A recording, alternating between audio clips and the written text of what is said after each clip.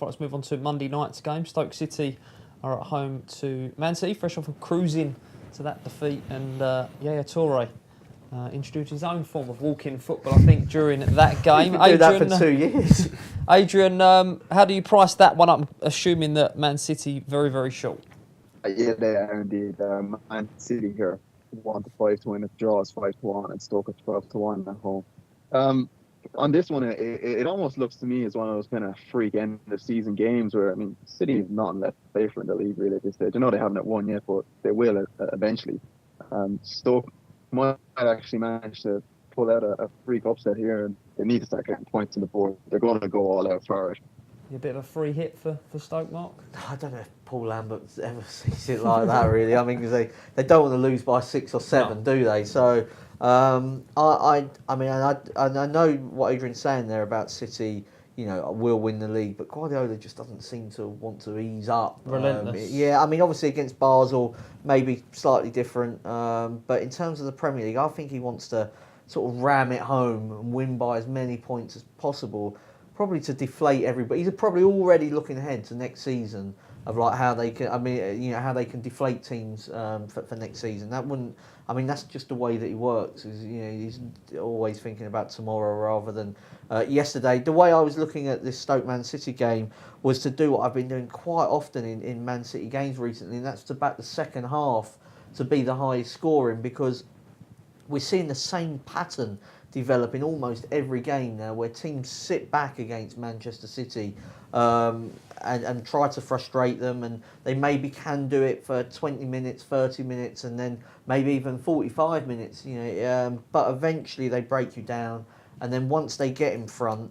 if you do try to attack them, which is probably why Chelsea didn't try last week, they then absolutely destroy you on the counter-attack. So I can see it being a sort of slow start where Stoke try to keep it respectable, and then Manchester City pulling away in terms of the second half. And you have always got that playing for you that maybe Man City will lose a little bit of interest and Stoke can either grab a consolation, late on in the game. But doesn't look to be that much sort of complacency setting in terms of the Premier League. So second half to produce the most goals. Also, sort of the flip side of that, I mentioned Stoke having a free hit, but given how tight things are at the bottom, goal difference is massive. It could well come down to goal difference come the end of the season, and a 1-0 defeat to Manchester City, for instance, might not be the worst result. So, I mean, I don't know if you think about it too much yet.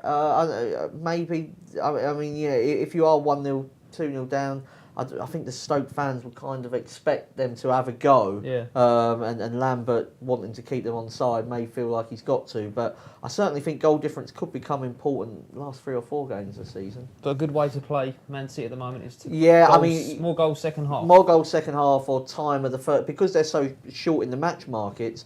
The time of the first goal is often sort of early 20 minutes sort of levels, and Stoke might just be able to hold on for that long. Luke, have you got an angle for this one? Yeah, I mean, just continuing the goal difference thing, the reverse fixture, of course, City won 7-2. I'm not sure how many Paddy Power punters nailed that correct score. I don't remember tipping it on the podcast that week, I must admit. Stoke put it back to 3-2 at once. I think they did, yeah. 3-0 down in no time, pulled it back to 3-2. Yeah, I think it was 3-2 at half-time, actually, yeah.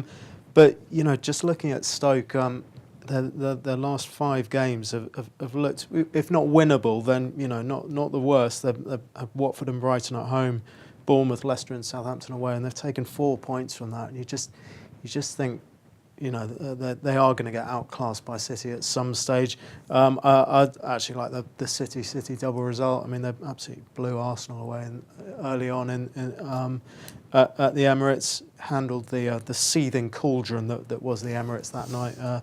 Took that in their stride.